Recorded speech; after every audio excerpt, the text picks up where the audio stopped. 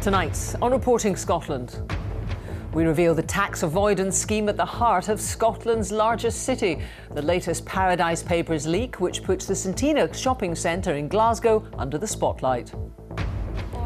Emotional scenes at Holyrood as the First Minister offers an apology to thousands of gay men convicted under homosexuality laws. As First Minister, I categorically, unequivocally and wholeheartedly apologise for those laws and for the hurt and the harm that they caused to so many. Also in the programme, a major shake-up in schools that aims to give pupils and parents a bigger say. Back in action, we hear from an injured Andy Murray as he takes on Roger Federer in a charity match in Glasgow tonight.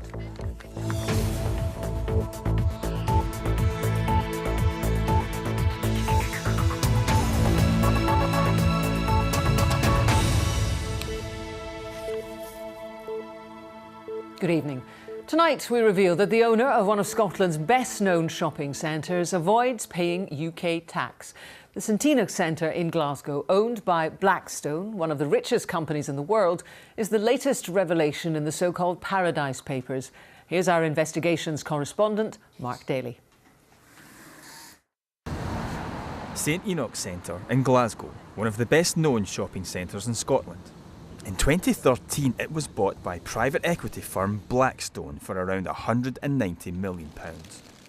Its CEO and founder is Stephen Schwarzman, one of President Trump's closest confidants and an outspoken critic of high taxation. Blackstone is one of Applebee's biggest customers, and the law firm was integrally involved in the purchase of St Enoch. The Paradise Papers lay bare the lengths that Blackstone, one of the biggest, richest companies in the world, went to avoid paying UK taxes. The data reveals confidential reports by the accountancy firm Deloitte. Under the codename Project Genesis, they provide a step-by-step guide tailor-made to help Blackstone avoid tax at every stage of the purchase. It starts with a deft swerve of £7.6 million in stamp duty. We asked a tax campaigner for his assessment. So what you have here at the St Enoch Centre, to all intents and purposes, an economic fiction, and because that trust is owned offshore, they can avoid stamp duty. So that's £7 or £8 million right from the off, saved. Saved or taken. The trust is owned by a series of Blackstone Luxembourg companies. Despite having a major base in London, Blackstone has been given non-resident landlord status by HMRC, meaning they can collect rental income on the property tax-free and send it to Luxembourg. But the profits are written off against interest payments on loans from one end of Blackstone to another. This means only a few £1,000s in taxes were paid. When they borrow that money, they need to pay interest on it, and those interest payments destroy any profitability in those companies. And the end result is no tax is due? Yeah, and because they're borrowing money from themselves, they can claim a tax deduction on that. Deloitte, who designed this legal scheme, declined to comment. It seems like a complete charade. A Glasgow shopping centre generating cash and rental income here in Scotland. But that cash flows tax-free out of Scotland and into Luxembourg via the offshore tax haven where the St Enoch Centre is effectively owned. Jersey is a Crown dependency, which means it's independent, but the UK is ultimately responsible. Jersey specialises in trusts, and there are thousands of them based here. One of the many benefits to holding, say, property in a trust is privacy. It's completely hidden from the public. But one of the other main attractions is that they can help companies avoid paying British taxes. If the money has come from the UK or it's come from around the globe, the United Kingdom decides rightly, it's a sovereign matter, what tax should be payable. We in Jersey decide what taxes should be payable in Jersey. That's how it should be. If there are concerns in the United Kingdom about how people are structuring their investments in the United Kingdom, if there are concerns there, then the United Kingdom government should change its tax code to deal with them. The St Enoch Centre Trustee Company Limited is registered here at the Appleby office in Jersey, with no apparent economic link to a shopping centre in Glasgow. In a statement, Blackstone said, Blackstone's investments are wholly compliant with UK and international tax laws and regulations. The property investment structures are of a type commonly used and were adopted after appropriate advice was taken. Tax loopholes do close and laws can tighten, but offshore firms like Appleby will always find new ways to exploit the gaps. Well, Mark joins me now. Mark, what is HMRC saying about all of this? Well, to us, not very much at the moment, but I did ask them about this specific type of structure, and they said only that HMRC requires that all businesses, including commercial landlords, do comply with their tax rules and pay the tax that is due. Now, these are exactly the types of schemes that international lawmakers are trying to clamp down on. They want governments to try and close the loopholes that allow companies like Blackstone, Amazon, Google to shield their profits from the tax man and shift them offshore. And off the back of this, there is a new Westminster bill coming, a new finance bill, which seeks to make some inroads into this type of thing. But as ever, there will be exemptions, and tax campaigners believe that the new bill will not go far enough. We've had 3 days of revelations from these papers. More to come? There are. Just a quick recap on what we've heard just in the last half hour. We've just heard that about Prince Charles's private estate, the Duchy of Cornwall, and how it secretly invested in an offshore company in which a close friend was a director. Now, that's not illegal, but he's been accused of a conflict of interest because he went on to campaign for international rule changes that could have benefited that firm. And we can expect more stories here in Scotland as well. I'll be back near the end of the week with a story that we've collaborated on with the Canadian partners within this journalistic collaboration. And our documentary, in the meantime, the Paradise Papers, is on tonight. There's more details about Blackstone and a few other stories besides. Thank you very much. Well, let me just tell you more about that. Your programme, Paradise Papers, is after this programme, and it is at 7 o'clock tonight on BBC One Scotland. Mark, thank you. The First Minister has apologised to gay men for past laws which criminalised homosexuality. She described it as righting an historic wrong. Gay sex was illegal in Scotland until 1981, with the age of consent finally reduced to 16 20 years later. Nicola Sturgeon confirmed plans to pardon thousands of gay men. This from our political editor, Brian Taylor.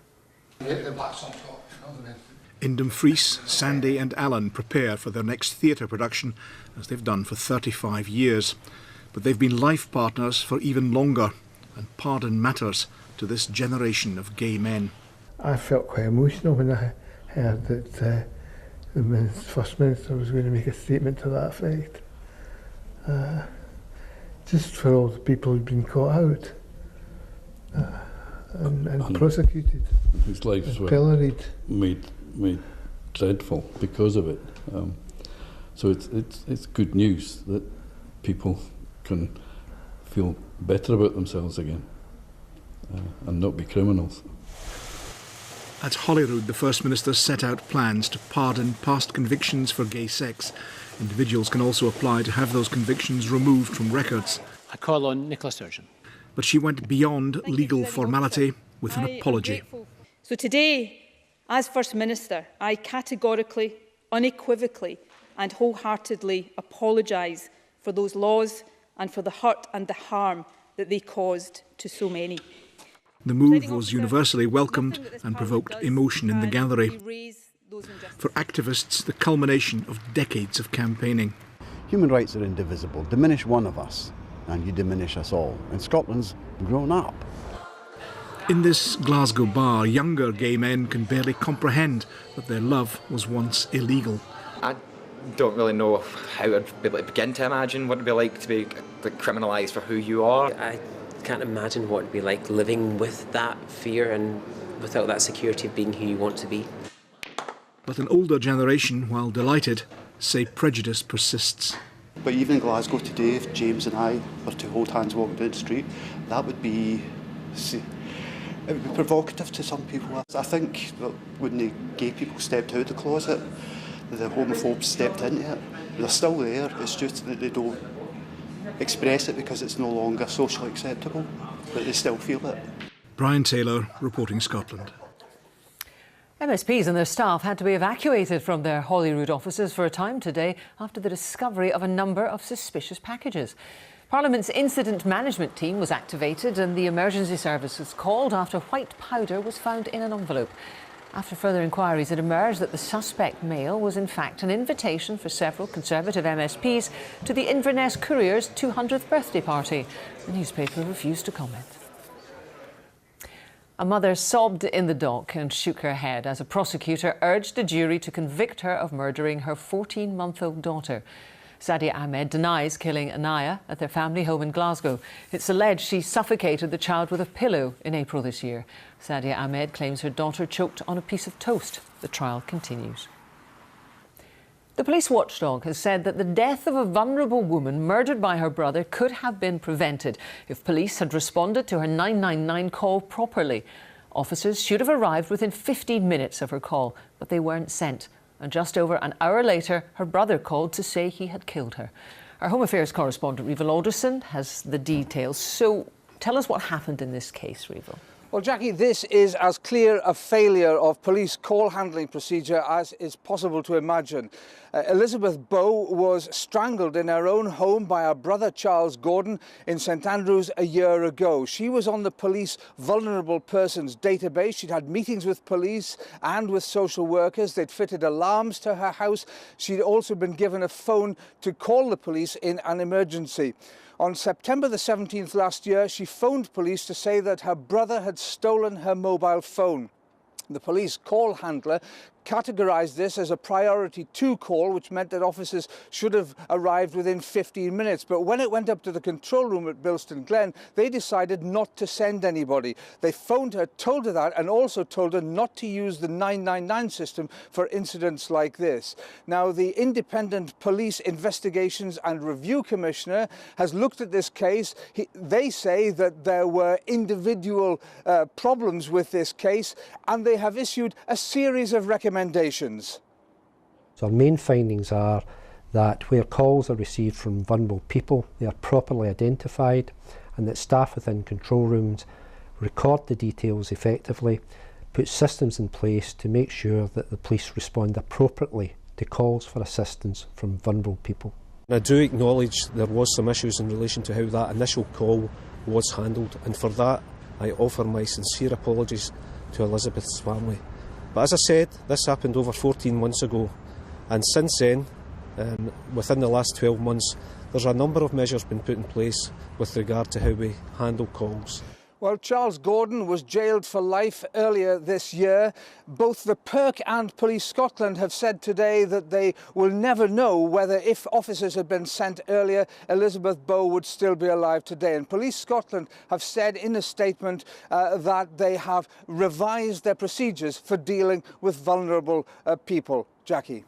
Rival Alderson, thank you very much. Parents and pupils should have more chances to get involved in the running of schools under Scottish Government proposals. It's part of a plan for a major shake-up in how schools are run. Our education correspondent Jamie McIver reports from one school where pupils and parents already play a big role. Hello. Hi. At this school, pupils have their views heard. Each class has a representative, and there's even a pupil parliament. They've helped influence the rules on which staircases to use and even the mental health strategy. Pupils were feeling that mental health wasn't being addressed enough, so we wanted more support and more specialisation. Meanwhile, there's an active parent council seeking views on everything from attainment to road safety.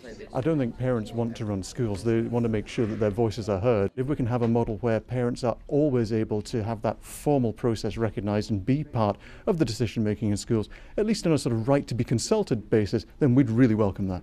The head teacher says this kind of partnership with parents and pupils means there's more chance the school will take the right decisions. Our curriculum changed very recently, 2 years ago, and the Parent Council were very involved in helping us to make sure every parent had a view and the right information. So could we see more of this? The government wants to strengthen the duty of heads to work with parent councils and look at how young people are involved in decisions. But parents won't have the power to sack teachers or take schools out of council control. The good examples around the country of very deep engagement of parents within the education system are the ones we want to build on. So the consultation will look very clearly at how we can embed the involvement of parents. The consultation runs until January. Jamie McIver, reporting Scotland. A supply ship that's been detained at Aberdeen Harbour for more than a year over unpaid wages has been sold. 24 men are owed more than £670,000 after the former owner of the Malavia 7 was liquidated. This afternoon, a sheriff accepted an offer from an undisclosed bidder, which will allow the crew to be paid and return home to India. It's 16 minutes to 7. A reminder now of tonight's top story.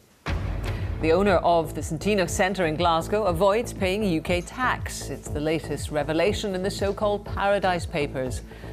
And still to come, the controversial multi-million-pound plans for a golf course in Sutherland.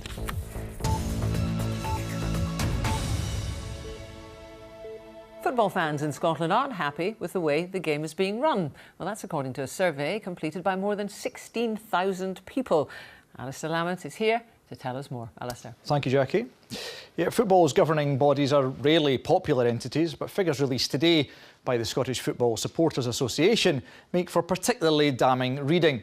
Between July and September this year, more than 16,000 fans completed a survey. They were asked to rate various aspects of Scottish football, from 1 indicating they were very dissatisfied up to 5 meaning very satisfied. For the performance for the good of football, the SFA rated 1.58. Somewhere between satisfied and very dissatisfied, the SPFL got 1.99. That's just below dissatisfied. Now, Stuart Regan's performance as Chief Executive of the SFA ranked just 1.35. And Neil Doncaster at the SPFL fared even worse, getting just 1.33. The key areas of concern for fans were openness, honesty and trust, and governance and transparency. Now, you might remember the former First Minister of Scotland, Henry McLeish, produced a report on how the game could improve. I asked him today what was the key message he'd like the football authorities to take from this. Well, the fans want dialogue. The fans want to be taken seriously.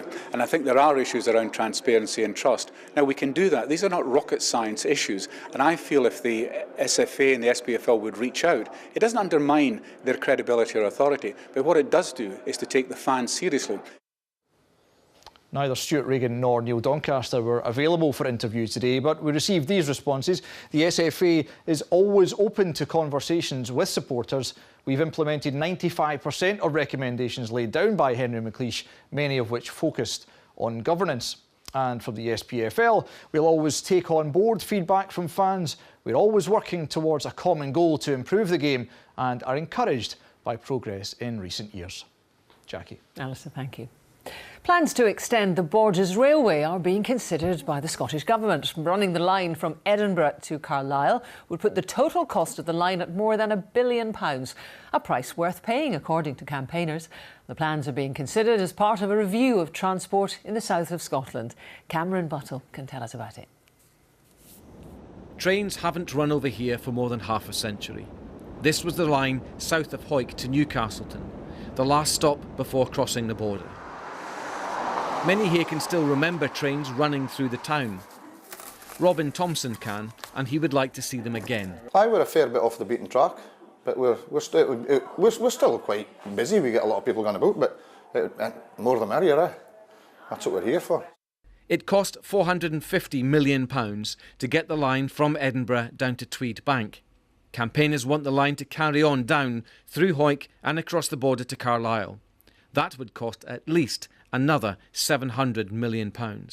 Yes, it will be a lot of money, but that's for nearly 60 miles of new railway, new infrastructure through the whole of the borders, connecting many communities with the railway network. If we look at that in terms of other infrastructure projects, particularly the cost of building new roads, I think that actually is very good value for money. Don't forget the railway will be around for at least a century. There is growing support to extend the line down through the borders. And that's not just coming from enthusiasts, it's coming from businesses and politicians and local communities. But it's going to cost hundreds of millions of pounds. And many people think it's simply never going to happen. But then again, Many people thought they would never reopen the line to Tweed Bank, and they did. Cameron Battle reporting, Scotland, Newcastleton. A fire that destroyed a house in Annan is being treated as suspicious. A family of 6, including 3 young children, had to flee the property in the early hours of yesterday morning. Detectives say it was deliberate and could have had tragic consequences. A golf course developer has challenged claims that his multi-million-pound plans for a site in Sutherland will devastate important conservation land. A group of conservation charities has objected to Todd Warnock's proposals for an 18-hole course in an area known as Cool Links. In his first broadcast interview on the subject, Mr Warnock insisted the development would improve the local environment. Jackie O'Brien reports.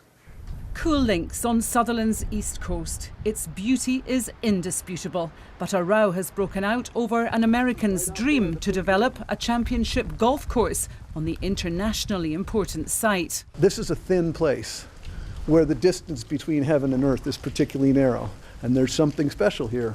Todd Warnock plans to site a multi-million-pound course on Cool Links. It'll be designed by the renowned course developer, Mike Kaiser. The prospect of this development has been described as tantalising by golf course connoisseurs. But Scottish conservation groups argue that this dune system is unique and the development could destroy an irreplaceable piece of Scotland's heritage. So this is a very, very strictly protected area, and we're just astonished really that this golf course proposal has got this far on such an important place. It's impossible to put a golf course on an area like that without fundamentally changing the dune habitat which exists there. We believe that the environment of this site will be improved, enhanced, not degraded. And so if one can be unemotional, and one truly is, as I am, committed to this environment, they ought to be supporting what we're doing. Conservationists say the project has all the hallmarks of Donald Trump's Aberdeenshire development, although it's claimed the scheme has substantial support in nearby villages like Embo, where economic prosperity is thin on the ground. The Sutherland economy is dire, so we have an opportunity here, once in a lifetime opportunity. This is not a Trump development. There are no Trumps near here. The golf course and clubhouse plans will be considered by Highland Council in the new year, when the next round of this battle will be played out in full. Jackie O'Brien reporting, Scotland, Sutherland. Dundee's V&A Museum has unveiled the first objects that will feature in its collections when it opens next year. The Scottish Design Galleries will include a dress by the Scottish designer Holly Fulton, a Jacobite garter, artwork for Dennis the Menace and a pair of hunter green Wellington boots. In all, 300 objects will be on display. Sport now. Andy Murray says he hopes to be fit again for the new year but won't rush back following his hip injury. He admits he made a mistake trying to get ready for August's US Open. His first match since Wimbledon is a charity event in Glasgow this evening against someone called Roger Federer. Kerdunitsan reports. It seems Roger Federer has always liked the Scots. Here he is as a boy in a Scotland football strip. Some friendly words too for one of the country's favourite sons. My big good old advice is just get healthy again, pal. Take your time, however long it takes. When you come back, you want to be at 100%. It's just nice being on the court again with you. I've missed you, man, so it's nice. Well, that's the word from Roger Federer. Let's find out what this chap thinks of that. Andy, Roger says he misses you, don't rush back. What is the latest with your hip and your recovery? And maybe you tell me earlier this year you think your best tennis might still be in front of you. Are you confident that's still the case? I think so, yeah. I mean, obviously this year has been hard. I've had the problem with my hip the last few months. But yeah, Roger's advice is sound, is that, my goal right now is not about playing my best tennis, in the future. It's about being fit and healthy. That's what I want to do. I really miss playing now. It's tough being away from the court for a long period, and I want to. When I do come back on the court and start competing again, I want to be 100% fit, and I'll make sure I don't rush back. So you're hoping to be fit for the tournament in January, but you're not sure. Tell me how this event, your event, Andy Murray Live, fits into your wishes for kind of a tennis legacy in Scotland, because it certainly helps having arguably the greatest player of all time around. Yeah, it does help, and you know, I guess really fortunate that he's agreed to do this. Really appreciate it. He's obviously got a big event next week in the World Tour Finals in London, so it means a lot that he was able to come and do it. But yeah, I mean, basically I just wanted to bring, you know, live professional tennis to, you know, to Scotland, you know, doing it for charity as well. Hopefully we raise a lot of money as well, and everyone has a good time. Well, it's about to start. We should probably let this guy go, because as you can see behind us, not too much time left before the real tennis starts this evening. Back to you. Well, let's get the weather forecast now from Christopher. Jackie, thank you. Hello there, good evening to you. Well, there was a slow improvement for many of us today, with that sunshine slowly breaking through the cloud. But tonight, with clear skies, it will be dry, but cold and quite frosty. Still a few showers around at the moment across parts of Argyll, through the Highlands and Islands. These tend to fizzle and fade away to leave most areas dry, but it will be cold. Town and city temperatures down close to freezing, and rural parts of Aberdeenshire, perhaps down towards the borders too, -4, -5. Some mist and fog patches. So tomorrow morning, a dry morning, but a cold morning. You'll need the scraper for the windscreen, and plenty of sunshine, at least initially. You'll notice in the northwest thickening cloud and outbreaks of rain. So really it's a role reversal of today's weather. After a bright sunny start, the cloud arrives and the rain follows on. So by mid-afternoon, a bit of an east-west split. In the west, cloudy with outbreaks of rain. Further east, still generally dry, perhaps 1 or 2 spots of rain, but far cloudier compared with the morning. Temperatures 8 to 10 Celsius in the northwest, up to around 12, and a strengthening southwesterly here, and those winds will continue to strengthen as we head through the rest of the afternoon into the evening. So let's take a look at that, and you'll see that it's going to be windy with gales around the far north and the Northern Isles, and the rain spreading in across all parts, making for a fairly cloudy, wet and windy night. But come Thursday, that rain's cleared through, an area of high pressure nearby, and actually, for many of us, a dry day to come on Thursday. Fair amount of cloud around, the odd brighter moment, and certainly still those gale-force winds across the far north. Add in some showers, quite blustery fare here. Elsewhere, the wind's lighter, and temperatures down a notch, 9, 10 Celsius. And that cooling trend continues as we go through towards Friday and indeed Saturday, which is Armistice Day, with this northwesterly flow of air. So quite a cold airstream, a few showers, but with some shelter from that wind to the central lowlands in the south, some sunshine. That's the forecast for now. Thank you very much, Christopher. A reminder of the main news. The owner of Santino Centre in Glasgow avoids paying UK tax. It's the latest revelation in the so-called Paradise Papers. And there were emotional scenes at Holyrood as the First Minister offered an apology to thousands of gay men convicted under homosexuality laws. That's it from us this evening. Good night.